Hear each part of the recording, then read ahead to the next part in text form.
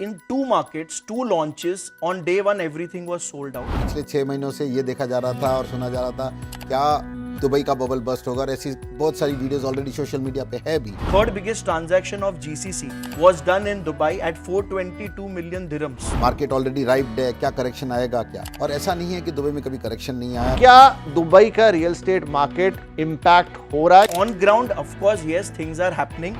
जो मार्केट इतने सालों से इवॉल्व हुई है, क्या वो इस तरह की चीजों से रातों रात ढह जाएगी? किसी भी बहुत ही विशाल और विराट चीज को एक ही दिन में धराशायी होना इम्पॉसिबल। सेंटिमेंट कितने खराब है। That would go on for 30 to 45 days for sure. But after that, there would be a sentiment adjustment for sure. तब तो जुम्मा 15 दिन हुए हैं। 1-2 साल रुकने में कोई हर्ज नहीं है। अगर ये सिचुएशन लंबी चली तो दुबई का मार्केट डेफिनेटली इम्पैक्ट होगा। Post everything settles down, मुझे लगता है ये सबसे बड़ा बाउंस बैक। कैसे दुबई के रियल एस्टेट को इंडियन रियल एस्टेट से कंपेयर करें? कि 2 से 3 लड़ाइयों के बावजूद भी भारत में कभी भी 15 दिनों में पत्तों के जैसे ढहने की बातें नहीं आई। अभी ये जो करंट सिचुएशन बन गई, इससे कितना करेक्शन आएगा? For next 3 months, I see at least 15% तक मैक्स करेक्शन। किसी निवेशक को जिसका मन था कि एक दुबई में घर ले लूं, भारत में लेना चाहिए। इंडिया के कम से कम 10 से 12 शहर जहां पे आज वो इमर्जिंग मार्केट्स के कारण निवेश डबल ट्रिपल चौपल होगा। Dubai will come out very stronger, but next 3 to 6 months are crucial. बात ये है कि क्या ऐसी अपॉर्चुनिटीज वापस इंडिया में भी है कि नहीं है? तो यस, आज अपने पास भी इंडिया में वैसी ही अपॉर्चुनिटीज है। रिटर्न ही कमाना है, उसका मौका यहाँ भी है, उसका मौका वहाँ भी है। पुरानी कहावत रही कि जोरू और जायदाद अपनी आंखों के सामने होनी चाहिए।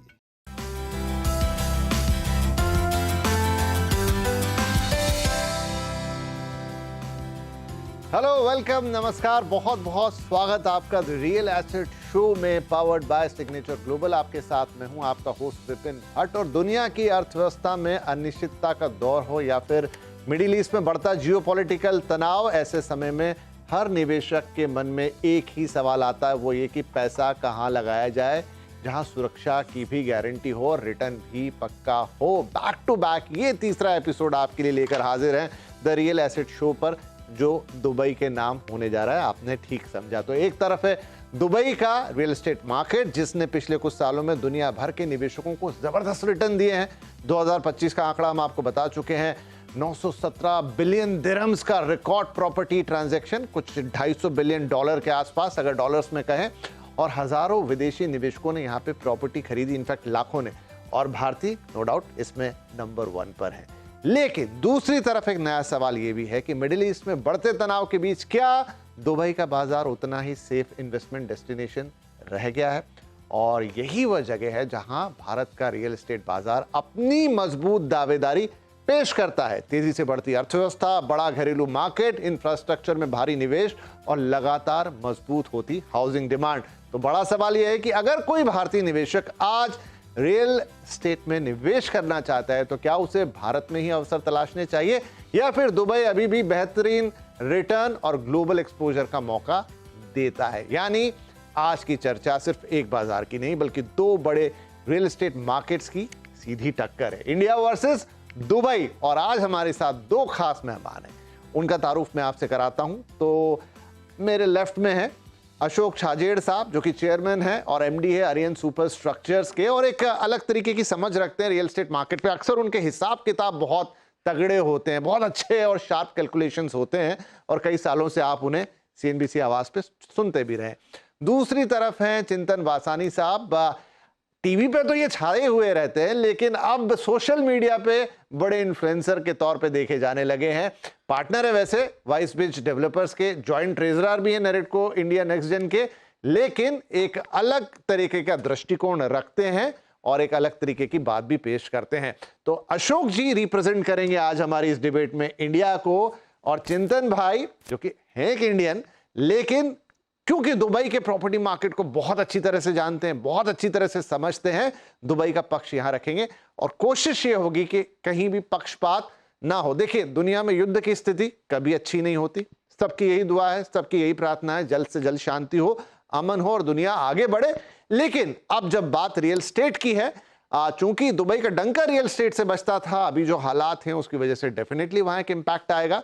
और इस तरह का होता ही है बिजनेस के अंदर कि एक साइड इम्पैक्ट होती है तो उसका लाभ दूसरी साइड को मिलता है, या बैलेंस आउट होती रहती है दुनिया में चीजें इस तरीके से। तो उसी कॉन्टेक्स्ट में ये हम डिबेट करेंगे, ना कि कोई तलखीस डिबेट में हमें लेके आनी है। लेकिन आपका पैसा सबसे इंपॉर्टेंट है, दर्शक निवेशक वो कहां लगाए वही राय हमें यहां पर देनी है। तो चलिए शुरुआत करते हैं क्विकली। पहला सवाल मैं चिंतन भाई आप ही की तरफ लेकर आता हूं। देखिए, दुबई की तस्वीरें लगातार हम देख रहे हैं, मिडिल ईस्ट या वेस्ट एशिया की तस्वीरें हम लगातार देख रहे हैं। तनाव तो है, इसमें तो कोई शक की बात नहीं है, लेकिन किस स्केल का ये है?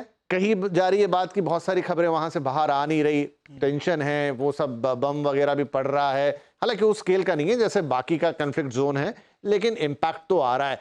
क्या दुबई का रियल एस्टेट मार्केट इंपैक्ट हो रहा है? क्योंकि वहां तो लोग बोल रहे हैं सब अच्छा है, सब चंगा है। So Vipin bhai, first of all, thank you so much for inviting me for today's debate, and I'm a big fan of Ashok ji. तो और मजा आएगा डिस्कशन करने के लिए।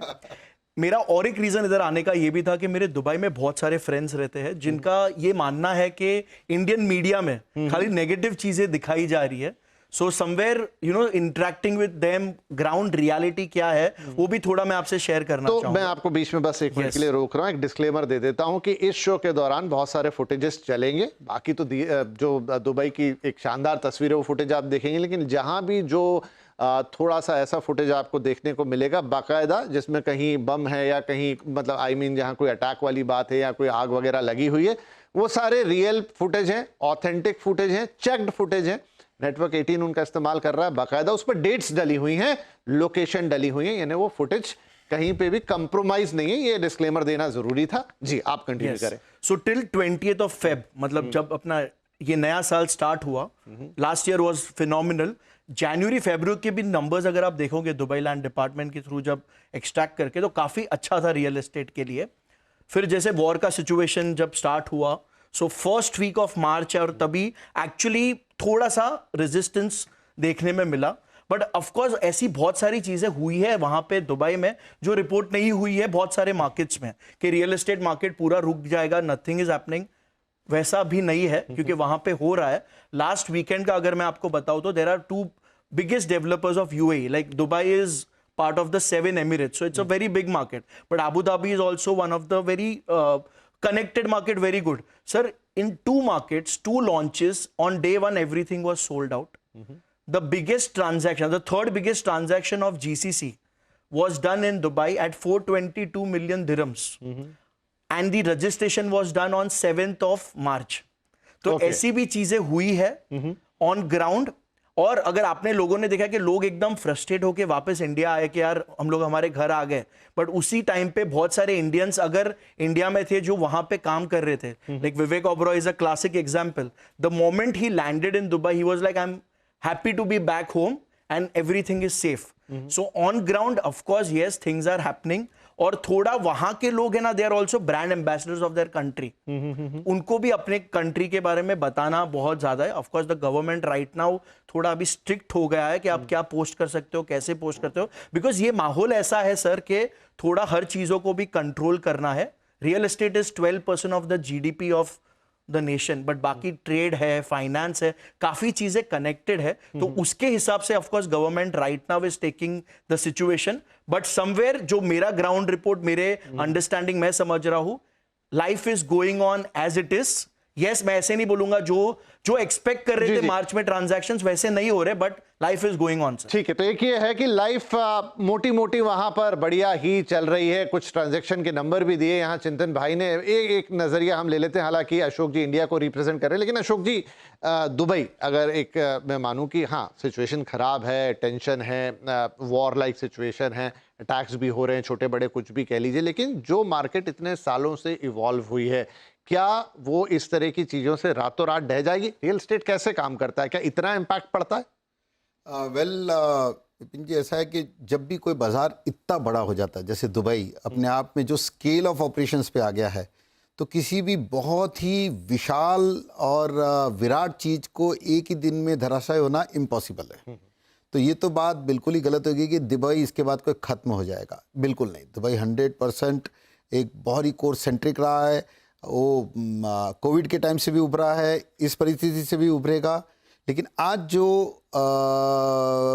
जो देखा जाता है, सुना जाता है, दो अलग अलग तरीके के समाचार आते हैं। तो कहीं ऐसे भी कहा जा रहा है कि सरकार ने कहा है कि बड़ी बड़ी इमारतों को खाली कर लो, विलास में चले जाओ, क्योंकि बड़ी स्काई स्केपर्स के लिए कहीं पे भी डैमेज होने के चांसेस है, तो कॉशियस लिया जा रहा है। होटल्स के अंदर 50% ले ऑफ हुए, ये बात सच और हकीकत है, क्योंकि ग्राहकी नहीं है तो ओवरहेड्स पालना नहीं होता। तो लोग आज विदाउट वेजेस है, विदाउट फूड है, वर्कर्स है, एशियन कंट्रीज से सारे लोगों से है। तो ऑल्सो ये भी देखा गया है कि काफ़ी बैंक्स अपना अपना ऑपरेशन शट डाउन कर रही है, पोस्टपोन कर रही है, कुछ एग्जिट कर रही है। तो ये एक ट्रांजिशन फेस होगा, और ये फेस आएगा और जाएगा दोनों भी, ऐसा भी नहीं है कि वापस बिल्टअप नहीं होगा। बात ये है कि भाई जब रियल एस्टेट पर्टिकुलरली बात करें कि आज कैसा है और कल कैसा रहने वाला है, तो रियल एस्टेट में मैं खुद भी हूँ। तो मैं इस वॉर से पहले भी पिछले 6 महीनों से ये देखा जा रहा था और सुना जा रहा था क्या दुबई का बबल बस्ट होगा, और ऐसी बहुत सारी वीडियोस ऑलरेडी सोशल मीडिया पे है भी कि मार्केट ऑलरेडी राइप्ड है, क्या करेक्शन आएगा क्या। और ऐसा नहीं है कि दुबई में कभी करेक्शन नहीं आया। 2009-10 में लेमन ब्रदर्स के टाइम पे जो करेक्शन आया था वो इतना विशाल था कि बुर्ज खलीफा में 10,000 रुपया पर स्क्वायर फीट दिरहम के ऊपर जो चीज़ जो ऑफिस से बिकी थी वो आज भी 3,500 दिरहम पर स्क्वायर फीट है। तो कहने का मतलब ये है कि अपने भारतीय निवेशों के लिए कि सचेत रहें। ज़रूरी नहीं है कि जो सब कुछ सुहाना दिखता है, जो सब कुछ इतना फ्लैशी दिखता है, जो चकाचौंध है, दुबई है चकाचौंध, मैं खुद भी बहुत जाता हूँ, आई लव दैट सिटी। और वो कहते भी है कि आप यहाँ आओ, पैसा खर्च करो, यहाँ एंजॉय करो, यहाँ से सीखो, वापस अपने देश में जाओ। और मैं वो करता भी हूँ, हमेशा ही वहीं से कोई ना कोई इंस्पायर होके आते हैं, बिकॉज वो लीडिंग प्लेयर है। बट अपने लिए आज अगर कहें कि भी आने वाले तुरंत के लिए क्या सोचा जाना चाहिए, क्या डिसीजन लिया जाना चाहिए, तो मुझे लगता है जब ऐसी परिस्थितियाँ हों तो बेहतर है कि थोड़ा सा विराम लिया जाए, बेहतर है थोड़ा सा ठहरा जाए, सारी परिस्थितियों को देखा जाए। कहीं दुनिया दौड़ के नहीं जा रही है, कोई 2 साल में कहीं कुछ बिगड़ नहीं जाएगा। राइट। तो राउंड 1 यहाँ पे होता है। एक तरफ इन्होंने कहा, चिंतन भाई ने, कि भाई चीजें सब कुछ ठीक है।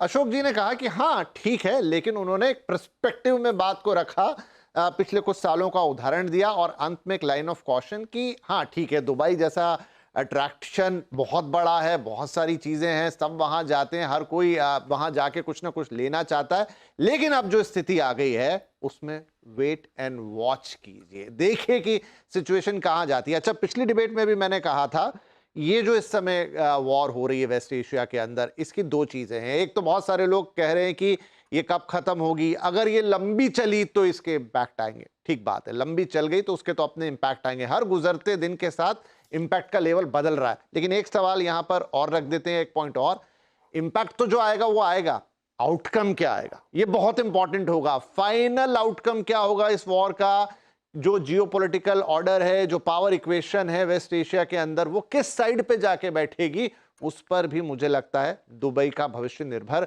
करेगा। उस चर्चा को आगे लेकर जाएंगे, लेकिन लेट्स स्टार्ट विद राउंड 2। चिंतन भाई, एक पर्सपेक्टिव दिया यहाँ पे अशोक सर ने अभी, और वो बात सही भी है कि सब कुछ अच्छा है, एक पास्ट हमने देखा, और होता ही है कि देखिए पिछली वाली क्राइसिस अगर हम देखें, लेमन क्राइसिस, वो एक अलग तरीके का क्राइसिस था। उस क्राइसिस में दुबई भी इन्वॉल्व था, क्योंकि दुबई एक दुनिया का बहुत बड़ा फाइनेंशियल सेंटर है। मुझे आज भी वो दिन याद है, दुबई को कई बार विजिट करने का मौका मिलता है रियल एस्टेट के कारण, कि आप दुबई पहुंचे और बड़े बड़े प्रोजेक्ट, जिसकी जो क्रेन जहां लगी थी वहीं रह गई, जो ईंट जहां खड़ी थी रातों रात लोग छोड़ के चले गए, कई सालों तक वैसे ही पड़ा रहा, दुबई गवर्नमेंट को प्रोग्राम बनाना पड़ा और फिर उन्होंने उसको रिवाइव कराया। वो एक अलग तरीके की सिचुएशन थी। अभी ये जो वॉर लाइक सिचुएशन है, अलग सिचुएशन है। ये शायद जितना इम्पैक्ट जमीन पे नहीं करती, उससे ज्यादा इम्पैक्ट सेंटिमेंट पे करती है। सेंटिमेंट कितने खराब है सर? इफ यू इसको मैं कैसे एनालाइज कर रहा हूं आपके, अगर मैं बताऊं तो सेंटिमेंट यस थोड़ा अफेक्ट होगा, बट मुझे ऐसा लगता है यहां पे 5 डिफरेंट फेसेस आएंगे। मेरे को पर्सनल लगता है first would be the immediate shock, जो अभी हम लोग देख रहे हैं, जहां पे लोग थोड़े कंफ्यूज्ड हो जाएंगे, they will go on fence to understand कि भाई करना है कि नहीं करना है, थोड़ा वेट एंड वॉच कर लेते हैं। That would go on for 30 to 45 days for sure, but after that there would be a sentiment adjustment for sure, because उसके पीछे का मैं आपको तथ्य बताता हूं। I spoke to not less than 35 channel partners before coming to meet you, who have a team of more than 100 people.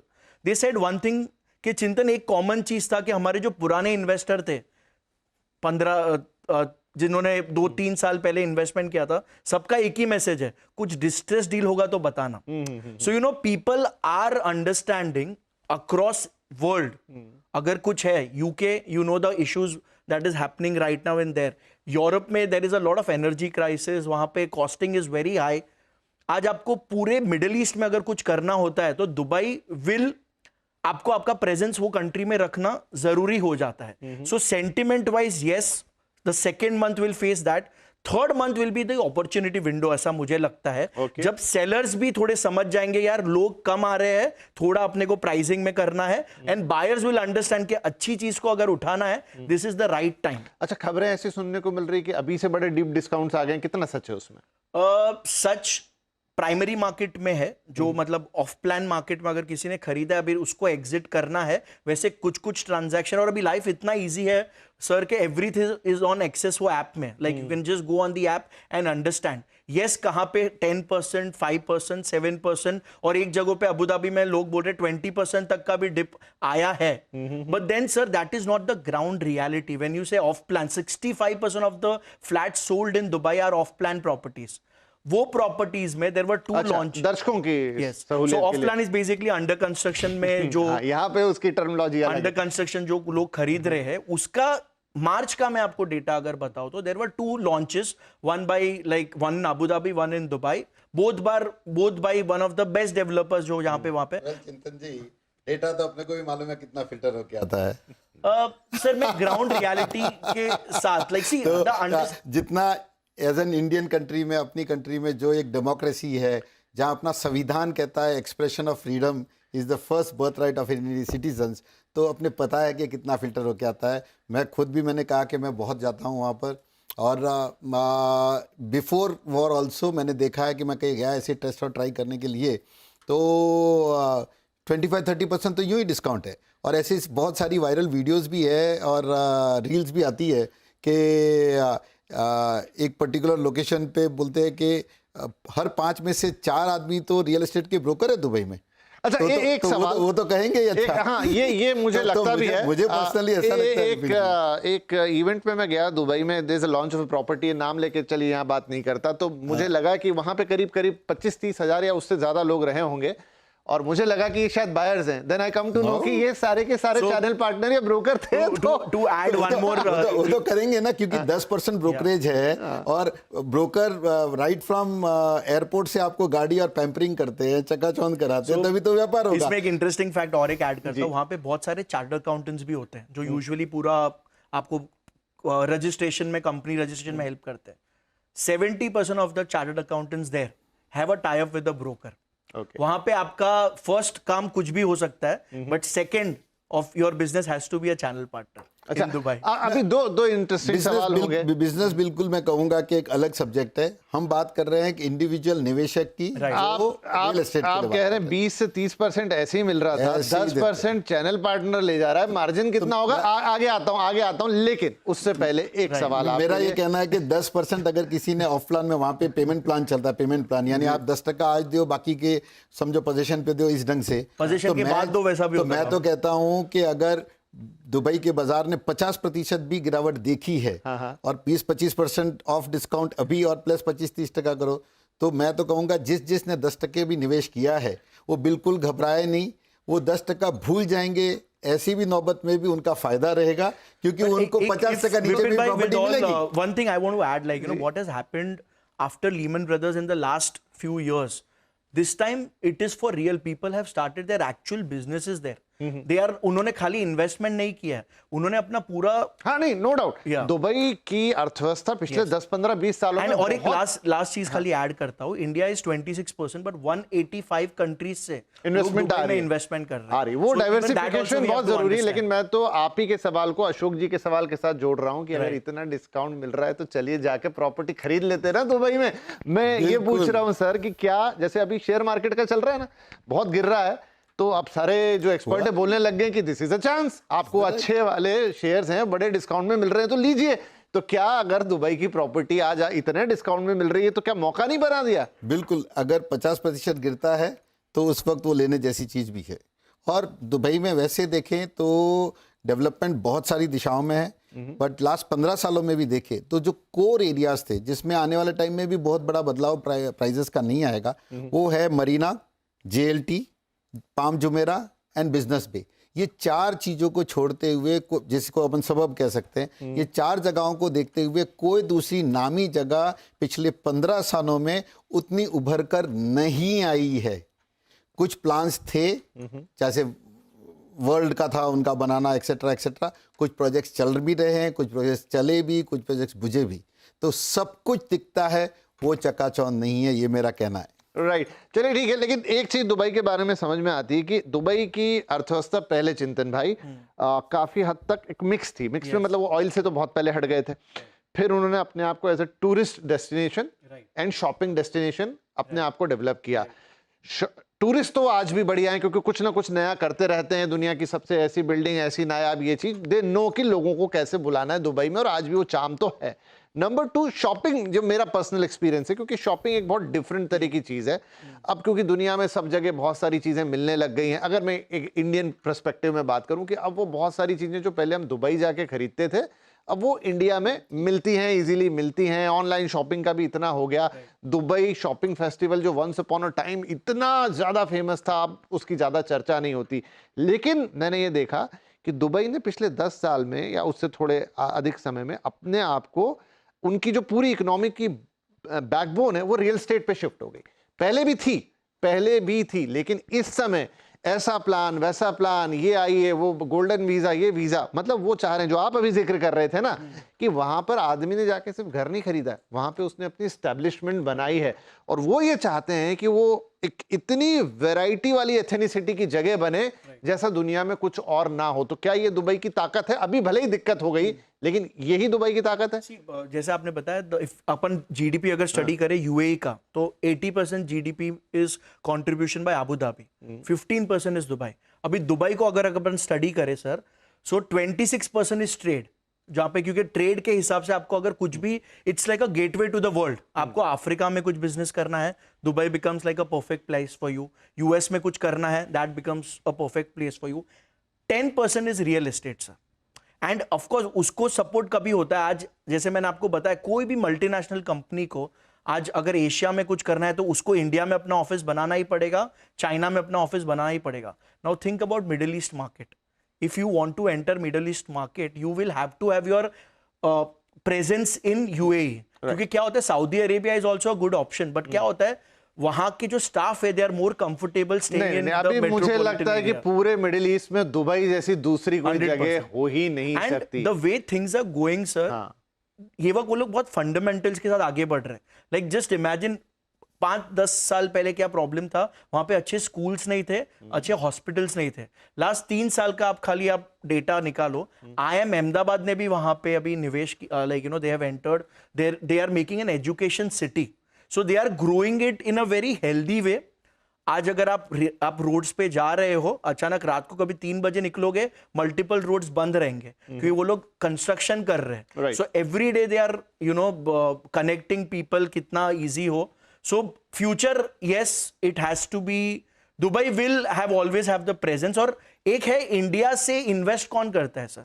जिसने खुद का पहले घर बना लिया है, ऑफिस बना लिया है, फिर एक इंडिया में इन्वेस्टमेंट किया, अभी उसको लाइफ में थोड़ा कुछ अलग करना है, जिसको ग्लोबल पर्सपेक्टिव चाहिए। इस टेबल पे देख लेते ना, अशोक जी ने तो बता दिया कि उनकी इन्वेस्टमेंट है, आपकी होगी ये मैं मान के चल रहा हूँ। Yes, मेरी नहीं है, तो पता लग गया कि कौन इन्वेस्ट कर सकता है। सो डेफिनेटली HNIs कि वो मार्केट है, या थोड़ा सा अपर क्लास जिसके पास ऑलरेडी यहाँ पे बहुत कुछ है और वो वहां पर कुछ एक्स्ट्रा लेके जाना चाहता है, उसमें आई थिंक अशोक जी दोनों चीजें हो सकती हैं। दुबई क्या बोलता है, मैं आपको दुनिया की सबसे बेहतरीन लाइफस्टाइल दे रहा हूँ, एक चीज हो सकती है। तो आदमी को लगा कि भाई मेरे पास पैसे हैं तो एक बार डालूं। दूसरा वो कहते हैं हाई रिटर्न, और तीसरा रेंटल यील्ड। बट अब तो रिटर्न यहाँ पे भी है। हाँ, अब मैं आ रहा हूं धीरे से इंडियन मार्केट की तरफ। अब थोड़ा दुबई को बहुत बैश कर लिया, अब यहाँ पे आते हैं इंडियन मार्केट की तरफ की। अभी जो हमारी आज की डिबेट है कि इज इट दुबई और इज इट इंडिया, हम इन दोनों मार्केट्स को पहली बात क्या कंपेयर कर भी सकते हैं, क्योंकि दोनों की ऑफरिंग बहुत डिफरेंट है। अभी मैं इंडियन पर्सपेक्टिव में बात करूंगा, तो किस तरीके से हम इन्हें कंपेयर करेंगे, आप इन्हें कैसे देखते हैं, कैसे दुबई के रियल एस्टेट को इंडियन रियल एस्टेट से कंपेयर करें, क्या चीजें होंगी? पहले एक बहुत पुरानी कहावत है, मैं हालांकि ये सभी पे लागू नहीं होती है, बट ये जो अपनी डिबेट आज जो है वो ये है कि एक हनी बी की तरह, जो एक मधुमक्खी का गुच्छा होता है कि सब जने एक साथ ही आते हैं और उसी की तरफ बढ़ते रहते हैं, तो कुछ लोगों को छोड़ दो। तो हमेशा एक पुरानी कहावत रही कि जोरू और जायदाद अपनी आंखों के सामने होनी चाहिए। ओके।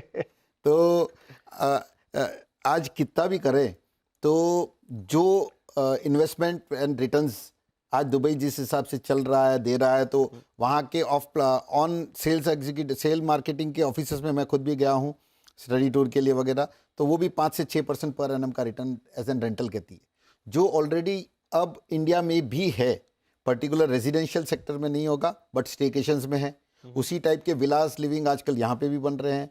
बेंगलोर ने ऑलरेडी वो देख लिया, दिल्ली ऑलरेडी नोएडा की तरफ, जेपी ग्रीन्स की तरफ बढ़ाई है इस तरफ से, जहाँ लोगों ने एयर क्वालिटी इंडेक्स के लिए बाहर जाके विला लिविंग की। मुंबई ने अटल सेतु के बाद में ऑलरेडी देख रहा है कि अब बहुत बड़े पैमाने पे फर्स्ट होम के तरह से विला लिविंग का कंसेप्ट बहुत बड़ी तरीके से आ रहा है। हमारी कंपनी खुद भी world village, town village and global village जैसे नए नए प्रोडक्ट्स लेके आ रही है जो ऑलरेडी एक्सेप्टेड है। तो लोडास लेके आ रहे हैं, आप कह रहे हो 6 से 7% का रेंटल यील्ड वो मिल रहा है? यस, स्टेकेशंस में आज भी ये रेंटल यील्ड्स मिल रही है और अपार्टमेंट्स में जरूर नहीं, मतलब कैसे कैलकुलेट कर रहे हैं इसको, किस हिसाब से 6 से 60% का यील्ड? एवरेज 5 करोड़ रुपए का अगर एक विला है तो उसमें स्टेकेशंस के थ्रू जाते, तो हमने भी देखा कि कोविड के बाद में 40,000-50,000 रुपीज पर नाइट का विला बिकता है और फ्राइडे सैटरडे संडे 3 दिन अच्छा, इस तरीके से और इंटू 12 दिन करो तो एवरेज 6 लाख रुपए की इनकम सोर्स है for ever investment of 5 crore rupees. पर क्या ये स्टेडी रिटर्न है? बिल्कुल एकदम, ये 50% कंपाउंडेड एनुअल ग्रोथ के ऊपर अक्रॉस सब सिटीज के अंदर ये मार्केट बढ़ रहा है। स्टेकेशंस का मार्केट दिल्ली में क्या, छोटे शहरों में भी लोग फार्म हाउसेस के जैसे बाहर जाके वापस 2 नाइट के लिए रहना चाहते हैं। बहुत अमीर खुद का खरीदता है, लेकिन हर आदमी जो खुद का नहीं खरीदता वो 1 नाइट 2 नाइट 3 नाइट के लिए तो लेता है। अशोक जी, इसमें मेरा सवाल यही है, अच्छा रिटर्न है कि हो सकता है सीजन हो, गर्मियों की छुट्टियां हो तो ऊपर चला गया, बरसात आई तो नीचे गिर गया। तो एवरेज जो कह रहे हैं ना 6 से 7, मतलब 6 से 7% बहुत बड़ा फिगर है, बिल्कुल। लेकिन क्या ये ऑन एन एवरेज पूरे साल का 6 से 7% निकल आता है? यस, महिंद्रा होम्स वाले मिनिमम गारंटी देने को तैयार है एग्रीमेंट्स में। अच्छा, एमजी है। चिंतन भाई, So there are a few markets, of course. हम खुद खरीदते हैं, आपने खुद ने विला कभी लिया होगा 1 नाइट के लिए, 2 नाइट? चलिए वो तो बना रहे हैं इसलिए बता रहे हैं, बट आपकी study? It's of course it is an asset class, right? Like last 3 साल में this has grown in a very different way कि लोग पहले commercial prefer, because residential अगर आप बताइए तो इंडिया में 2 से 3% is what you get। हाँ, मैं वो इसीलिए 6 से 7, तो फिर commercial में आप करो तो 4 से 5%। ठीक है। ऑफ कोर्स जो ये सेकंड होम या विला रेंटल्स वाला जो इकोनॉमी है, दैट इज ऑप्शंस बहुत सारे हैं आज इंडिया में, बट जैसे आपने बोला इट्स वेरी सीजनल अगेन।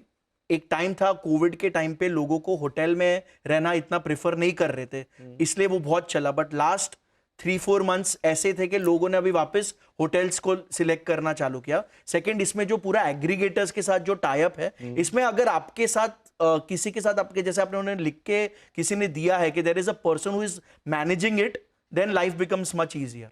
हाँ, क्योंकि इस तरह के कंसेप्ट मतलब हिंदुस्तान में भले ही आपने शुरू किए हो, लेकिन आई रिमेम्बर कि मैंने शायद 15-18 साल या उसके आसपास का समय होगा, थाईलैंड में एक बार एक द रॉयल फुकेट मरीना करके एक प्रोजेक्ट था, तो उसमें वो इसी कंसेप्ट पे थे जो आप बता रहे हो कि आप ले लीजिए स्टेकेशन पे, इसी तरह का मतलब वो प्लान बेचा करते थे। बेंगलोर में प्रेस्टीज के प्रोजेक्ट्स में व्हाइट फील्ड्स में आईटी वालों ने कहा कि शहर के अंदर 1.5 आवर ट्रैवल नहीं करना है और 1 घंटे के लिए बाहर की दूरी में जाके फर्स्ट होम, मैं वापस बात कर रहा हूँ स्टेकेशंस होने के बावजूद भी फर्स्ट होम का बड़ा ट्रेंड जो चल रहा है, वो सेम लाइफस्टाइल आपको दुबई की जो एक विला लिविंग की, एक एमिनिटीज की एक्सेट्रा है, वही लाइफस्टाइल आपको इंडिया में भी मिल रही है। मेरा एक रिजर्वेशन रहेगा कि वो विला तो आप बहुत शानदार बना दोगे, उसमें कोई शक की बात नहीं, शायद दुबई जैसे ही बना दोगे, लेकिन अब दुबई में जब आप ट्रैवल करते हो, आना जाना, रोड का इंफ्रास्ट्रक्चर, वो क्वालिटी, क्या वो चीज यहाँ पर एक्सपीरियंस हो पाएगा? नहीं हो पाएगा। लेकिन कहने की बात यही है कि हम बात कर रहे हैं निवेश और रिटर्न की। हाँ। तो निवेश और रिटर्न अगर इस शब्दों के पीछे जाएं तो आज इंडिया एक अच्छी अपॉर्चुनिटी है। हम हमारा देश का निर्माण करने में खुद भी सक्षम है और हमने देखा है कि 2 से 3 लड़ाइयों के बावजूद भी इंडिया में, भारत में कभी भी इतनी ज़्यादा 15 दिनों में पत्तों के जैसे ढहने की बातें नहीं आई, चाहे कारगिल वॉर किया, चाहे कुछ भी किया, क्योंकि अपनी इनहेरिटेंट पॉपुलेशन है, अपनी इनहेरिटेंट सिटीजनशिप है, और ये वहाँ पे लैग करती है। भाई साहब, ये मानना बहुत ज़रूरी है कि वहाँ सिटीजनशिप नहीं है। वो देश खुद कहता है कि आप आओ, हमें टूरिस्ट की जैसा एक्सपेंड करो, आप 300 रुपया पर किलोमीटर की हमारी टैक्सीज में बैठो। तो अशोक जी, आप लाइफस्टाइल काउंटर मेरा एक उसमें- है, दूसरा क्या ऑप्शन नहीं, उसमें हाँ, आप भी अपना काउंटर दीजिएगा, लेकिन एक सवाल मेरे मन में आता है कि वहाँ सिटीजनशिप नहीं है, लेकिन मैं कई लोगों को जानता हूँ जिनकी 5-5, 6-6 जनरेशन वहाँ पे गुजर गई काम करते हुए, और कोई दिक्कत नहीं है। लाइफस्टाइल जो वो शहर दे सकता है, वो मैं सिर्फ भारत की बात नहीं कह रहा, कोई और दूसरा कहीं नहीं दे सकता। जो लोग वहां रह रहे हैं, इंडियंस ही हैं, वो कहते हैं कि यहाँ इंडिया जैसा ही महसूस होता है। मतलब ऐसा भी नहीं है कि मैं एक सच्ची बात कहूँ आपको, पिछले 15 दिनों में जो लोग 15 साल 20 साल से वहां रह रहे थे और जिन्होंने सोचा कि अभी हमें इंडिया में क्या करना है, जो छोटे छोटे शहरों से भी गए होंगे, कोई सूरत से, कोई इंदौर से, कोई उससे भी छोटे शहरों से, मेरे पास भर भर के इंक्वायरी आई है कि हमें 4 मेट्रो सिटीज के अंदर एक घर अब वापस यहाँ चाहिए। चिंतन भाई, अब इस बात के ऊपर ये जो पॉइंट आया है, ये पॉइंट वैलिड पॉइंट लग रहा है मुझे अशोक जी की तरफ से, कि देखिए संकट आया लीमन ब्रदर का, इट्स फाइन, दुनिया चल रही थी, खाना रोटी रोजगार का थोड़ा बहुत लाला हुआ होगा लेकिन जब बात थोड़ी जान माल पे आ जाती है, जब पर्सनल सिक्योरिटी की आ जाती है, और ये हमने कोविड में भी देखा था कि जब कोविड आया तो बहुत सारे ऐसे एनआरआई जिन्होंने कभी हिंदुस्तान की तरफ पिछले 15-20 सालों में पलट के नहीं देखा होगा, उन्होंने कहा मुझे इंडिया में अपना घर चाहिए, क्योंकि वो भी बात जान पे आ गई थी। ये भी बात टेम्परेरी सही लेकिन जान पे आ गई, तब आदमी को वापस दिखता है कि मेरा घर मेरा देश। क्योंकि थोड़ा सा डर जाते हैं, जैसे कल CNN की न्यूज में था, किसी ब्रिटिश नेशनल को 2 साल के लिए अंदर दिया डाला गया क्योंकि उसने खाली कोई पर्टिकुलर कहीं कोई फोटो खींच ली। तो साहब, आखिर इंसान कहता है कि मुझे आज़ादी और मुझे स्वतंत्रता चाहिए जी, हालांकि है वहां पे। अब ये थोड़ा सा मतलब एक्सेप्शनल एग्जांपल हो जाएगा, लेकिन जो मैं पॉइंट बोल रहा था कि जैसे ही आपको लगता है कि भाई मेरी सिक्योरिटी, मेरी जान, चाहे वो कोविड के कारण हो, चाहे वो युद्ध के कारण हो, और अभी देखिए युद्ध खत्म हुआ नहीं। मैंने अभी भी बीच में जब शो हम शुरू कर रहे थे गलत है, इसका आउटकम बहुत मैटर करेगा, जिसके ऊपर अभी हम चर्चा करेंगे। ऐसे समय पे फिर आदमी इधर देख रहा है।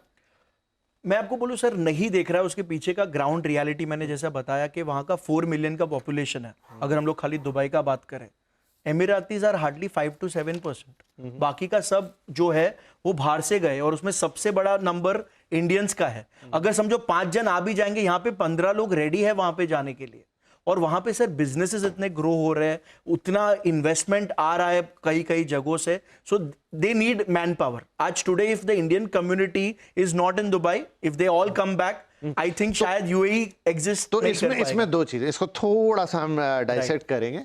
हाँ, मैन पावर उनको चाहिए, काम करने वाले लोग चाहिए, लेकिन वहां पे काम करने के लिए जाना और वहां पे घर खरीदना, ये 2 डिफरेंट एस्पेक्ट हैं। हाँ, इसके भी 2 एस्पेक्ट हो सकते हैं कि बहुत लंबे समय से जो वहां रुक गया तो उसको वहां घर तो चाहिएगा। तो एक तो जो लोकल रेजिडेंस बन गया उसको घर चाहिए, लेकिन जस्ट जो इन्वेस्टमेंट के पॉइंट ऑफ व्यू से बात हो रही थी कि मैं यार दुबई में घर ले लेता हूं, 2.5-3 करोड़ में बढ़िया इन्वेस्टमेंट है, बोल रहे हैं 6-7% की यील्ड है, क्या वो सोचेगा? मैं सर वो आपको मार्केट रिसर्च और मार्केट स्टडी बता रहा हूँ। कोई भी बंदा अगर खुद का एक घर है, उसने इन्वेस्टमेंट इंडिया में करके जब वो काफी मैच्योर्ड हो गया है, उसका 2nd या 3rd इन्वेस्टमेंट दुबई में होगा। वो अपना घर बार बेच के वहां पे घर नहीं खरीद रहा है। सो ये जो इन्वेस्टर है जो एक्चुअली दुबई में, सिंगापुर में या यूएस में इन्वेस्ट करने का सोचते हैं, ये उनका 2nd या 3rd इन्वेस्टमेंट होता है, when they are understanding the potential of that particular global market.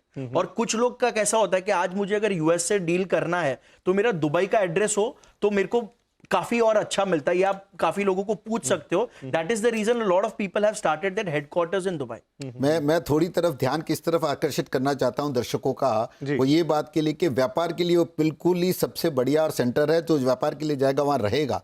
मैं व्यापार की बात नहीं कर रहा हूं, मैं उस इंसान की बात कर रहा हूं जो एस्पिरेशन से ये लेके कि भाई मेरा दुबई में एक घर है, उस व्यक्ति की जिसका सारा कुछ ओरिजिन यहाँ है, व्यापार यहाँ है, परिवार यहाँ है, सब कुछ यहाँ है, क्या निवेश करे रिटर्न्स के लिए।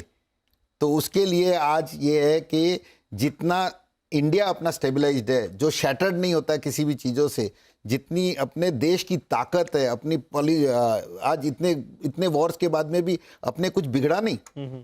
जरूर इकोनॉमी में किधर खर्च हुआ होगा सरकार का, लेकिन देश की अर्थव्यवस्था बिगड़ी नहीं, देश की सामाजिक व्यवस्था बिगड़ी नहीं। ये वहां देखा जा रहा है। ये अर्थव्यवस्था का बिगड़ना देखना। अब इसमें यह है कि देखिए अगेन तो क्योंकि रिटर्न आज अगर यहाँ मिल रहा है तो जरूर लोगों को देखना चाहिए। और उसके बावजूद भी हम तो कहते थे अब तो जुम्मा 15 दिन हुए हैं, कोई 1-2 साल रुकने में कोई हर्ज नहीं है। तो यही सवाल चिंतन भाई के जैसे रिजवान साजन साहब का भी आपने इंटरव्यू सुना होगा, तो उन्होंने एक बात स्वीकार की थी कि अगर ये युद्ध लंबा चल गया, अगर ये सिचुएशन लंबी चली तो दुबई का मार्केट डेफिनेटली इंपैक्ट होगा। उसको कैसे देखोगे आप? सर मेरा ये पर्सपेक्टिव मैं जो शेयर करना चाहूंगा, दुबई का नहीं, वर्ल्ड इकोनॉमी में शैटरिंग अपन सीक्वेंसेस देखेंगे। क्योंकि आज आप लाइक इवन इंडिया में ऑफकोर्स अपने सिलेंडर्स एंड ऑल सब की सब बातें हो रही है, कुछ जगहों पे है, कुछ जगहों पे काफी कंट्रोल्ड है, but when you see restaurants, हर जन इससे अफेक्ट होने ही वाला है। तो मैंने जो बोला next 2 to 3 months would be wait and watch, but those wait and watch would be not just आप आपके घर पे रहो और आप अच्छी अपॉर्चुनिटीज ना ढूंढते रहो, क्योंकि यही मार्केट में आपको वो अपॉर्चुनिटी दिखेगा। एंड जो रिटर्न होता है, everything that goes down comes up, like Indian real estate after Covid, the way it has bounced back, it was next level. Today on this episode I want to say real estate of Dubai, post everything settles down, ये जो bounce back आएगा मुझे लगता है ये सबसे बड़ा bounce back. तो इसमें मेरे को चिंतन भाई एक बात बताओ कि अभी इस समय जो दुबई का रियल एस्टेट मार्केट है, आई थिंक 2021 के बाद से करीब 60-70% वो चढ़ गया है, काफी हीटेड अप था। अलग अलग पॉकेट्स की बात लास्ट 2 साल में अराउंड 40% चढ़ा होगा, है ना? अभी ये जो करंट सिचुएशन बन गई, इससे कितना करेक्शन आएगा? For next 3 months I see at least 15% तक मैक्स करेक्शन। सी इसमें कैसा होता है, ट्रॉफी प्रॉपर्टीज होता है, ये जो हम लोग डिस्काउंट की बात कर रहे हैं, ऑफ प्लान की बात कर रहे हैं, ट्रॉफी प्रॉपर्टीज में अगर आप चेक करोगे there would be no correction. जैसे there was a 550 million dirham का ट्रांजैक्शन। पर मुझे अब थोड़ा और बाइफरकेशन करना पड़ेगा कि ट्रॉफी प्रॉपर्टीज खरीदने वाले कौन हैं, कितने हैं, और बाकी जो दुबई की प्रॉपर्टीज है, जो देखिए दुबई का 2 हिस्सा, एक वो जो अभी 3-4 जगहों के नाम उन्होंने कहा कि डाउनटाउन पकड़ लिया, पाम जुमेरा या उसके आसपास 2 करोड़ रुपए का जो आइटम है ना, वो कहाँ है और उसमें क्या होगा। और फिर थोड़ा सा दूर निकल जाइए दुबई से, तो विला की बात कर रहे हैं, तो ढेर सारे विला बन रहे हैं, बड़े खूबसूरत, बड़े प्यारे, अच्छी कनेक्टिविटी, बढ़िया घर, और आई थिंक बहुत सारे लोग उसको खरीदना चाह भी रहे। उसका डेटा कैसे बोलता है सर, जो आपने कमर्शियल प्रॉपर्टी खरीदे या एक अपार्टमेंट खरीदा, उससे ज्यादा रिटर्न्स, मतलब ऑलमोस्ट 3 to 4 times रिटर्न लोगों को विला और टाउन हाउसेज में मिला है। उसके पीछे का एक स्टोरी ये भी है कि उसमें जो कैम होता है, common area maintenance, it is almost 50% less than an apartment.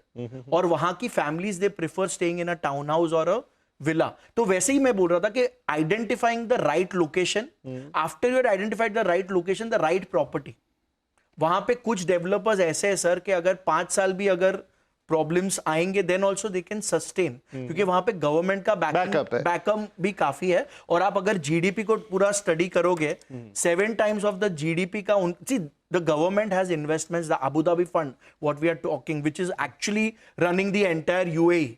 Now आप उनका पूरा अगर देखोगे investment, it is all across. Nakheel और इमार की बात करें तो शायद दुबई सरकार से ज्यादा पैसा उन लोगों के पास होगा, 2 कंपनियां। अशोक जी, अब एक आपका भी कैलकुलेशन था कि इन्होंने कहा 15% टूटेगा, ठीक है, वो एक कंजर्वेटिव टूटेगा नहीं सर, मेरा बोलना वही था कि 15% अगर ऐसा कोई ऑफ प्लान में कुछ निवेश कर रहे हो वहां पे होगा, बट द ट्रॉफी प्रॉपर्टीज में मुझे लगता नहीं है 1% का चेंज आएगा। हाँ, पर ट्रॉफी प्रॉपर्टीज एक बहुत अलग। No, I am saying trophy properties almost 30% sir. इन्होंने जो 5 लोकेशंस बताए, those location in trophy properties only. हाँ, लेकिन मैं जैसा दूसरी बात भी जो उन्होंने कहा ना कि अब दुबई को हम सिर्फ उतना ना माने, क्योंकि बहुत बड़ा है, एक्सपांड कर रहे हैं, 2-2.5 बहुत बड़ा नहीं है, अगर आप बहुत बड़ा इन द सेंस की अभी बिग रोड, हाँ, जहां पर अभी एक्सपेंशन हो रहा है। अभी तो क्या होता है ना, वो जो तस्वीरें हम देखते हैं, तस्वीरें जो हमारे टीवी पे भी इस समय चल रही हैं, वो दुबई के वो सारे सेंट्रल एरियाज ही हैं जिससे दुबई की पहचान है। लेकिन आप जैसे शारजा की तरफ बढ़े, आप जैसे रसल खैमा की तरफ जाएं, दूसरे एमिरेट्स की तरफ जाएं, तो बीच में जो बहुत बड़ी लैंड्स हैं, वहां पे बड़े बड़े, मतलब आप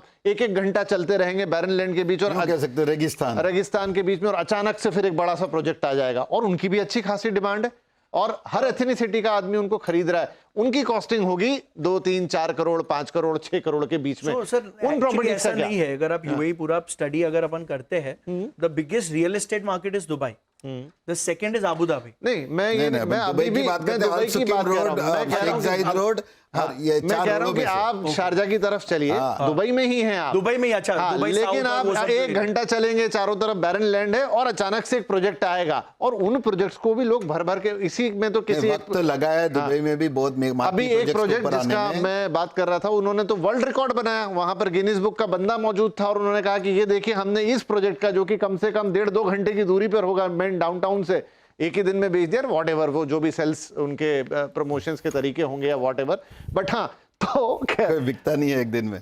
उस पे भी आ जाएंगे, दुबई का अपना मार्केट है। हाँ। इसमें कोई शक नहीं है कि जो दुबई के मेन लीडर है शेख मोहम्मद, वो वर्ल्ड वाइड लीडर है। उन्होंने एक बहुत, जैसे कि हम कहते हैं हमने ताजमहल हमारे यहाँ भारत में किसी ने बनाया, तो उन्होंने वो एक अजूबा बनाया है जो एक अलग ही तरीके का, तो he will surely come back to it. वो उनकी स्ट्रेटेजीज दुबई को वापस ग्लोबल मैप पे लेके तो 100% आएगी। बात ये है कि क्या ऐसी अपॉर्चुनिटीज़ वापस इंडिया में भी है कि नहीं है, तो यस, आज अपने पास भी इंडिया में वैसी ही अपॉर्चुनिटीज़ है। और जो एक दूसरे के पीछे भेड़ियों के जैसे दौड़ भाग में थे, तो उसके लिए ठहर के जाना है, क्योंकि अपने इंडियन काफ़ी बिल्डर्स भी 1995-98 के टाइम में, मैं नाम के साथ बोलूं, चंदू गांधी जैसे जो बिल्डर्स घाटकोपर के थे, उन्होंने वहाँ पे ज़मीनें ली थी। फाइनली वो अपनी ज़मीनें छोड़ के आए, अपने पैसे भूल के आए, सब कुछ छोड़ के फिर से आ गए, क्योंकि वहाँ का कानून सख्त है। राइट। बट एक चीज मुझे ऐड भी करना है sir, the entire real estate fraternity अगर आप स्टडी करोगे, they identify the markets very early. Like जो सबसे ज्यादा सेल हो रहा है 26% अपन बताएंगे दुबई में सेल होता है, 26% का 70% sale are happening from tier 2 tier 3 cities of India. Now आप जो भी बड़े डेवलपर बोलो, तो वही तो मैं भी कह रहा हूँ, शौकिया जा रहे हैं दोस्त। उनका यूके में भी ऑफिस जितने बड़े डेवलपर्स है, so the good thing about them is they go where the market is, और वो अपना ऑफरिंग्स बहुत अच्छी तरह से लोगों को समझा सकते हैं। सेकेंड ऑफ, यहाँ पे भी अंडर कंस्ट्रक्शन अपन बेच ही रहे थे, पर अभी जो रेंटल का लोगों को समझाने का था, somewhere we can always send, जैसे आपने आपके लास्ट गेस्ट जो थे उन्होंने 1% वो जो किया, and then a lot of people bite, so they are very, वहां पे रियल एस्टेट को काफी सीरियसली लिया जाता है।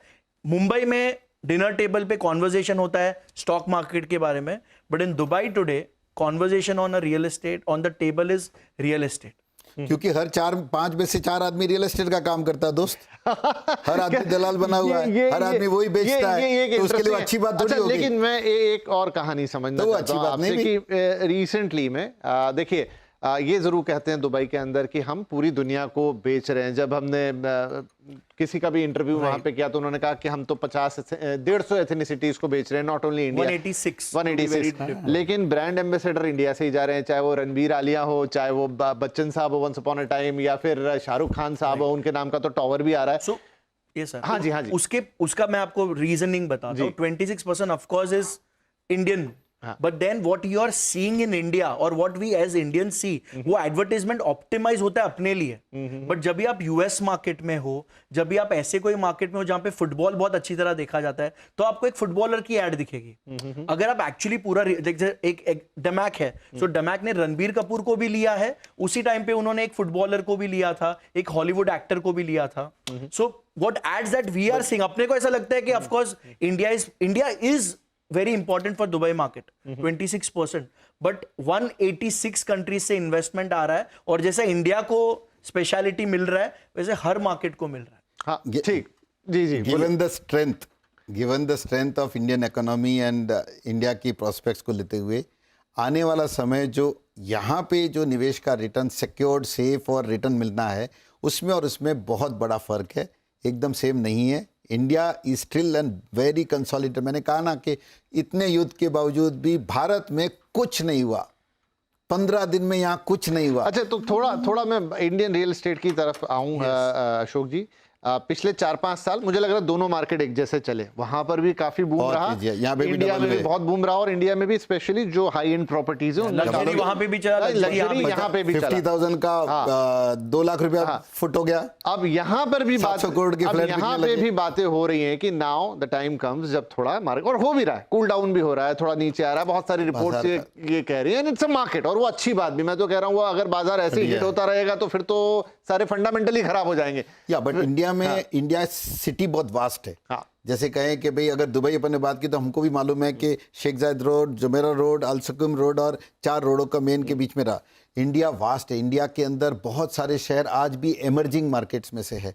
यानी एमर्जिंग का पता मतलब ये हुआ कि जो हम कह रहे हैं कि किसी चीज़ का सैचुरेशन होने के बाद में कहीं ठहराव आ जाएगा, तो इन एमर्जिंग मार्केट्स में, इन एमर्जिंग शहरों में और भी 10 साल तक कंटिन्यूसली सेक्टर कैसे भी जाएगा, लेकिन इसमें एमर्जिंग मार्केट्स में भाव बढ़ेंगे। फिर वो चाहे जैसे नवी मुंबई हो, अमरावती हो, बहुत सारे शहर है इंडिया के, कम से कम 10 से 12 शहर जहाँ पे आज वो एमर्जिंग मार्केट्स के कारण निवेश डबल ट्रिपल चौपल होगा, 4 times, which is a great one. So needs to be think कि भाई अगर मुझे प्रॉपर्टियां मेरी आंख के सामने और यहाँ मिल सकती है, तो फिर क्यों 83,000 करोड़ रुपया हर साल का यहाँ से दुबई में जाके निवेश होवे। हाँ, ये थोड़ा पेट्रियोटिक ख्याल है कि इधर का पैसा उधर मेरा क्यों? तो हम हमारा देश बनाए। 100%।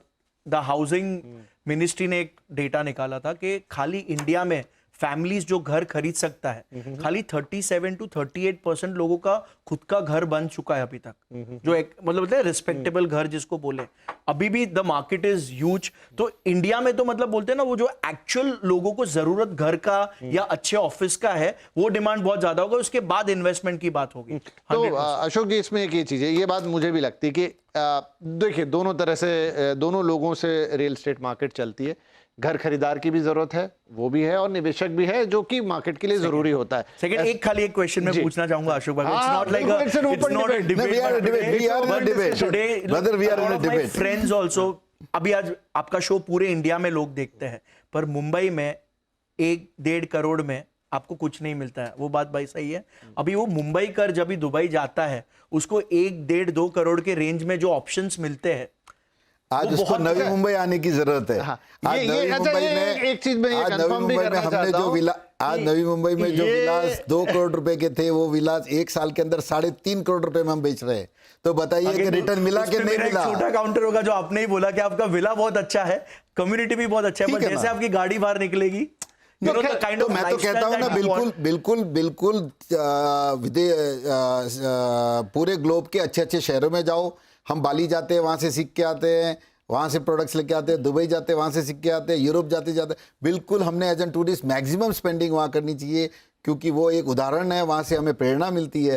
हर जगह से जाओ। एक चीज जो आपने बोली, मैं समझना चाहता हूँ इसको। ये अक्सर ये बात बोलने में आती है कि यार मुंबई में 2-2.5 करोड़ का घर है या 1.5 करोड़ का घर है, इतने पैसे में तो दुबई में ऐसा घर, क्या वास्तव में ऐसा होता है? नहीं सर, दूसरा भी एक एंगल है इसका। 1.5-2 करोड़ में अगर समझो आपको 1 BHK मिल भी गया, मिलता है, मतलब in Mumbai also and Navi Mumbai you have more options, right, but the rental that you would get in that residential home if it is an investment would be 2-3%। वहां पे हमारी अफोर्डेबिलिटी, क्यों हमारे यहाँ पे रीट्स नहीं आ पा रही, रेजिडेंशियल रीट्स जिसकी जरूरत है आज की तारीख में, बिकॉज़ रेंटल यील्ड बहुत कम है हिंदुस्तान में। एसएमई रीट्स ऑलरेडी मार्च 2024 में सेबी ने नोटिफिकेशन निकाला है इंडिया में, और फ्रैक्शनल ओनरशिप को ऑर्गेनाइज प्लेटफॉर्म पे लेके आए हैं। उस एसएमई रीट्स के थ्रू अभी 3 जनों को लाइसेंसेस मिले हुए हैं, IL&FS को मिला हुआ है, एक्सिस बैंक को मिला हुआ है और अहमदाबाद की कंपनी को मिला हुआ है। इस रेंटल यील्ड्स के अंदर निवेश अब सिर्फ और सिर्फ 10 लाख रुपए की पैसे में इंसान रेंटल यील्ड के साथ कैपिटल एप्रिसिएशन का निवेश कर सकेगा। तो ये आप कह रहे हैं एसएमई रीट्स, इसकी चर्चा काफी रही बीच में, लेकिन ये एसएमई रीट्स किस तरह के रियल एस्टेट के लिए है? ये रेजिडेंशियल्स भी अलाउड है, इसके अंदर अलाउड है, रेजिडेंशियल के लिए ही है, ये स्पेशली उसके लिए चेंज हुआ है। ये कमर्शियल तो 500 करोड़ का मिनिमम इन्वेस्टमेंट है, राइट। इसके अंदर 50 करोड़ का इन्वेस्टमेंट है। तो कोई व्यक्ति 50 करोड़ रुपए की प्रॉपर्टी लेके रेंटल यील्ड्स पे डाल के उसके जो रेंटल 6 to 7% आता है, तो 50 करोड़ की चीज को वैल्यूएशन मिलेगी 175-200 करोड़ रुपया। यानी उसके ऊपर जब वो डाइल्यूशन भी करे तो भी उसका खुद का पूरा लगाया हुआ पैसा वापस रिटर्न हाथ में आ सकता है। इसका बेसिस क्या है सर? कहां से 6 से 7% की रेंटल यील्ड आएगी? वेयर हाउसिंग, अच्छा, इस तरह का स्टेकेशंस, डेटा सेंटर्स। आप रेसिडेंशियल में सर अगर जितना मेरा स्टूडेंट हाउसिंग के अंदर 8% का रेंटल रिटर्न है, चाहे वो लोअर परेल अपना जू का मिठीबाई कॉलेज के पास का स्कीम क्यों नहीं हो, वहाँ पे देखिए कितने ज़्यादा स्टूडेंट हाउसिंग में चलता है। कोटा की स्कीम्स देख लो, बहुत सारे शहरों में सब जगह पे स्टूडेंट हाउसिंग बहुत बड़ा। किसी ने निकाली है एसएमई रीट्स? काफी काफी डेवलपर्स जो है they have come together and they are planning on things coming, but उसके ऊपर सर दूसरा एक भी है, काफी रीट जो है, रीट हो गया या fractional ownership, somewhere Indian market में कोई चीज का पार्ट मैं ओन करूं, वो इंडियन मेंटालिटी के हिसाब से जो फीडबैक मिला है काफी स्टेट्स में से, वो इतना सक्सेसफुल नहीं आ रहा है इंडियन। नहीं, लेकिन अब ये जो फ्रैक्शनल ओनरशिप है थ्रू रीट्स, ये तो थोड़ी अलग चीज हो गई। ये तो आपने एक शेयर खरीद लिया, और आप जो बात कर रहे हैं वो जो मैंने थोड़ी देर पहले उदाहरण दिया था कि लॉन्ग बैक 15-16 साल पहले जो फुकेट मरीना की मैं बात कर रहा था, वो फ्रैक्शनल ओनरशिप था कि भाई चिंतन जी जनवरी से मार्च तक रहेंगे, विपिन जी फिर अप्रैल से, और फिर अशोक जी ईयर एंड की तरफ ले लेंगे। वो थोड़ा सुनने में भी अटपटा लगता था कि यार ये कैसे होगा, लेकिन इतनी महंगी प्रॉपर्टी थी कि ठीक है साले ऐसे ऐसे ओनरशिप आपको मिल गई। लेकिन ये जो रीट के थ्रू है, ये तो typically buying like a share. Finally तो इंस्टीट्यूशनल है ना। हाँ। और इसमें आपको हर साल फिक्स 90% ऑफ द यील्ड को डिस्ट्रीब्यूट करना जरूरी है। शेयर्स में कंपनी डिविडेंड देवे नहीं देवे बोर्ड का डिसीजन है। रीट्स में टोटल रेंटल का 90% डिस्ट्रीब्यूशन करना कंपलसरी, यानी आपकी फ्रैक्शनल ओनरशिप भी तो आपको, आपने निवेश भी 10 लाख किया तो 10 लाख का आपको रिटर्न तो मिल रहा है। सी ग्रेड ए प्रॉपर्टीज बहुत अच्छी चीज है। पूरा इंडिया स्टडी करोगे, major grade A properties were always owned by funds या लार्ज बिजनेस हाउसेस। आज बड़ा सा बड़ा डेवलपर एक फैंसी मॉल बना के अगर उसके पास होल्डिंग कैपेसिटी हो तो वो बेचता नहीं था, बिकॉज उसके जो रेंटल्स है दे आर मच, और वो ओवर द टाइम मिलते हैं। In real estate industry if you are a flipper, अगर आपने कुछ खरीदा और आपको जल्दी एग्जिट करना है, इट्स नॉट। अगर आज मेरे को बताइए सर 25 ऑफ फेब में अगर आज अपन बैठे रहते तो ये इतना कुछ होने वाला था, हम लोग ने एक्सपेक्ट किया था? आई डोंट थिंक किसी ने किया होगा, डोनाल्ड ट्रम्प जी को छोड़कर। Right. So technically in real estate it has to be 6 to 12 months का आपके पास होल्डिंग पावर होना ही चाहिए। अगर आप कोई भी कंट्री में या इंडिया में भी इन्वेस्ट करते हो, 6 से 12 महीना अगर आपको जल्दी बेचना है तभी वो 10, 15, 20% का ऐसा सुनोगे किसी ने डिस्काउंट। बट मुझे नहीं लगता मुंबई में या पुणे में या बैंगलोर में इन अ गुड प्रॉपर्टी कहीं पे भी कोई भी डिस्काउंट में बेचेगा। Same with a few pockets. ठीक है, चलिए, तो इसी के साथ पता नहीं चला कि घंटा भर होने आया बात करते करते, लेकिन अब कंक्लूडिंग रिमार्क्स की तरफ पूरी चर्चा आ गई है। आप लोगों के कंक्लूडिंग रिमार्क तो मैं लूंगा ही लूंगा कि फाइनली टेक अवे क्या लेंगे, नहीं तो दर्शक बोलेंगे बात करके चले गए।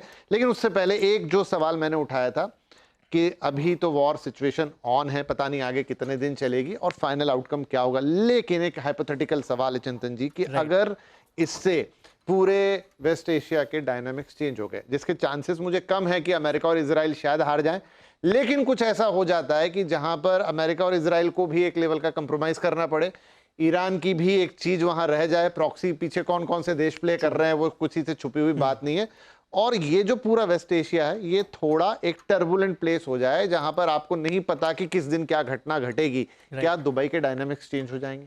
आई थिंक ये पर्टिकुलर पूरा जो सिचुएशन से UAE has come out very strong. But लोग the way the kind of missiles जो हम लोग रोज सुन रहे कि thousands of missiles ये तो बंद होगा। देखिए, नहीं, मैं आपको वो बता रहा हूँ, माय पॉइंट इज दैट कि ये चीज से उनका टेस्ट भी हो गया कि whether as a country they will be coming together 7 Emirates, वो इतना बड़ा वॉर को फेस ही, they are always offensive, they are not going to fight with Iran और दे आर नॉट गोइंग, वो लोग तो अपने आप को कैसे सेव कर सकते हैं, उन्होंने जो ये पूरा मतलब एक पूरा जो बनाया है उसको, और अपने लोगों को कैसे सेफ रख सकते हैं। समवेयर आपको एक चीज मानना पड़ेगा कि इतने मिसाइल्स के आने पे, और सर आप अगर स्टडी आप भी करो, मिसाइल्स हर जगह गए थे। नहीं, भगवान करे किसी का कोई हताहत ना हो, लेकिन अगर मेरे मन में आशंका आ गई कि भाई आसमान की तरफ देख रहा हूं, क्या कोई मिसाइल आएगी, भले ही वो इंटरसेप्ट करके गिरा दी जाए। अभी भी क्या हो रहा है दुबई में, safe haven of the world जो था, वो मैं कह रहा हूं कि क्या वो जो सेफ हेवन का टैग था, वो कहीं मेरे जो इन्वेस्टर है या जो वहां रहने वाला उसके मन में एक आशंका का बीज हो जाए। फॉर फर्स्ट 2-3 मंथ्स वो ऐसा सोच सकता है कि वो सेफ हेवन का टैग थोड़ा सा हट गया, बट 4th या 5th मंथ में वो रियलाइज करेगा कि ये कहीं पे भी हो सकता है, और अगर लीडरशिप और द गवर्नमेंट और the country can be ready to face it in a very positive, हालांकि उसका बहुत पॉजिटिव चीज, उसका काउंटर मेरे खुद के पास था जो मैंने पिछले शो में भी रखा था कि अगर पूरा मिडिल ईस्ट ऐसा ही हो गया तो मिडिल ईस्ट में भी तो हजारों लाखों लोग रहते हैं, उनको भी तो कोई एक सेफ जगह चाहिएगी, तो वो कौन सी रहेगी? सर आप खाली डेटा वो दुबई रहेगी। इरानियंस ऑलमोस्ट लैक्स में इरानियंस का पॉपुलेशन वहां पे है, कितने ईरानी ने लास्ट 10 दिन में दुबई में प्रॉपर्टी खरीद ला है। दुबई लैंड डिपार्टमेंट तो सबके पास एक्सेस है। वर्ल्ड में कहीं पे भी कुछ प्रॉब्लम होता है, रशिया में हो, यूक्रेन में हो, वो सब भागते दुबई में है। आप खाली ईरान का डेटा स्टडी कर लो, क्योंकि मैं करके आया हूं। वही मैंने कहा ईरानी कि जब ये वॉर चला यूक्रेन रशिया का, तो मैक्सिमम डील वहां से आई। अब अगर मान लीजिए पूरा मिडिल ईस्ट, बांग्लादेश का एक दिन का कूप हुआ था। हाँ, आप तभी बांग्लादेश स्टडी करना और पाकिस्तान स्टडी करना। उस टाइम पे अचानक बांग्लादेश और पाकिस्तान 3rd या 4th आ गए थे दुबई में। तो वर्ल्ड में कहीं पे भी कुछ प्रॉब्लम होता है, लोग भाग के लास्ट में। हाँ, लेकिन अगर उसी के साथ प्रॉब्लम हो जाए तो फिर कोई क्या करे। नाउ जो अशोक जी का पॉइंट था कि भाई अपना देश, अपना मुल्क, अपना पैसा, अपनी सेफ्टी, अपनी देश की स्ट्रेंथ, अपने देश की ताकत। तो अब आप दोनों के फाइनल टेक का वक्त आ गया है। अशोक जी, वाई की किसी निवेशक को जिसका मन था कि एक दुबई में घर ले लूं, भारत में लेना चाहिए? Your final take. फिलहाल 2 साल के लिए तो रुकना चाहिए। नहीं, मैं कह रहा हूं कि दुबई में ना लेके भारत में लेना चाहिए। क्या आप उसकी बताएंगे, क्यों लेना चाहिए? कंटिन्यूअसली इंडिया इमर्जिंग पावर्स में से है, और अनडाउटली इन टोटो में भले टैक्सेशन है, कुछ है, etcetera etcetera, but in totality में जो कहते हैं कि भाई जायदाद और ज़मीनें अपने नज़रों के सामने होनी चाहिए। कुछ लोगों को छोड़ के जिनके पास नेटवर्थ बहुत ज़्यादा है, बट जिस ढंग से एक आम आदमी भी वहाँ जाके ले रहा था, उनको ये आने वाले टाइम में थोड़ा सा विचार करना चाहिए। तो आप ये कह रहे हैं कि अगर लेना भी है तो थोड़ा सा वेट कर लो, ठीक है? Your point. मेरा पॉइंट ऑफ पर्सपेक्टिव, जैसे मैंने बोला, your first investment should never be out of your country, it should be near you for sure. But जब भी आप और थोड़े मेच्योर्ड हो जाते हो और you want to understand the global market, आपने नेक्स्ट 2 months इसको पूरा स्टडी करना चाहिए। आपने पूरा स्विच ऑफ नहीं करना है। आपको पता करना है कि कहां पे अच्छा डील, बेस्ट डील आपको मिल रहा है, और वहां पे जाकर ही लेना। यहां से कुछ लोग you can book through, you can have कोई वहां पे किसी को बोल दिया and through them they are booking. Don't do that. You have to go there, understand and the way markets are there. जैसे मैंने आपको बताया कि मिडिल ईस्ट में प्रेजेंस अगर कोई भी मल्टीनेशनल को रखना है, Dubai is a place. So I see Dubai will come out very stronger, but next 3 to 6 months are crucial. Right. देखिए, भविष्य अगर हमें पता होता तो फिर ये दुनिया बहुत अलग होती। भविष्य किसी को नहीं पता, इसीलिए भविष्य तो भविष्य में ही आएगा। आज क्या देखा जा सकता है? आज ये देखा जा सकता है, एक तरफ अशोक जी की बात है जो ये कह रहे हैं कि भाई अगर दुबई में लेना चाहते ही हो, थोड़ा रुक जाओ, 1-1.5 साल या उसके आसपास। हालांकि चिंतन ने वो विंडो थोड़ी छोटी रखी है, वो कह रहे हैं 3-4 महीने। हाँ, हो सकता है तब तक ये जो क्राइसिस है इसका क्या डायरेक्शन होगा, एंड कहाँ हो रही है, नहीं हो रही है, वो हमें पता लग जाएगा। एक तर्क ये भी है कि अपने देश में जब इतना कुछ हो रहा है, और अभी आपने बहुत सारे डिस्कशन सुने कि रेंटल यील्ड भी उस लेवल पे आ गई, किस तरीके से, कैसे, क्या, वो अलग एक तरीका है। फिर आपको अगर बिल्कुल एकदम 5 स्टार इंफ्रास्ट्रक्चर चाहिए कि सब कुछ जगमग हो, तो वो फिर वहां बात चली जाती है। Now it's up to you, आप किस पोजीशन में खड़े हैं, आपके पास कितने पैसे हैं, कितना रिस्क आप अफोर्ड कर सकते हैं, आपके पास कितना एक्स्ट्रा मनी है कि चलिए एक अगर वहां लगा भी दिया और अगर कल को कुछ ऊंच नीच हो भी गई तो चलेगा, आपका कुछ खास नहीं जाता, और रिटर्न ही कमाना है तो उसका मौका यहां भी है, उसका मौका वहां भी है। तो ये 4-5 बॉक्सेस हैं जो क्लियर होने चाहिए। एंड आई थिंक इस डिबेट से, इस बातचीत से, उसके अंदर की पूरी कहानी जो आप थिंक बॉक्स है ना आपके, आप सोचते हो यार ये करूं, ये करूं, ये करूं, ये करूं, वो सब हमारे ये दोनों एक्सपर्ट ने क्लियर कर दिए हैं। तो थैंक यू वेरी मच चिंतन भाई, thank you very much Ashok sir. आप दोनों ने बहुत अच्छी तरीके से अपने अपने पक्ष को रखा, बहुत मजबूती के साथ रखा। एंड हम तीनों ही मिलके ये प्रार्थना करेंगे, दुआ करेंगे, उम्मीद करेंगे कि The world has to come to a peace. Peace, ये शांति आए। कारोबार, रियल एस्टेट सब चलता रहेगा, लेकिन इंसानी जान की कीमत से ऊपर कुछ भी नहीं है। तो शांति आए, भगवान सबको सद्बुद्धि दे, और जल्द से जल्द इस समस्या का निराकरण हो, सब फले फूले, विश्व में शांति हो। यही भारत का संदेश है, यही इस टेबल का संदेश है। बहुत बहुत धन्यवाद आप दोनों का ही इस कार्यक्रम में हमारे साथ शामिल होने के लिए, और सभी दर्शकों का भी। और जरूर बताइएगा ये एपिसोड आपको कैसा लगा।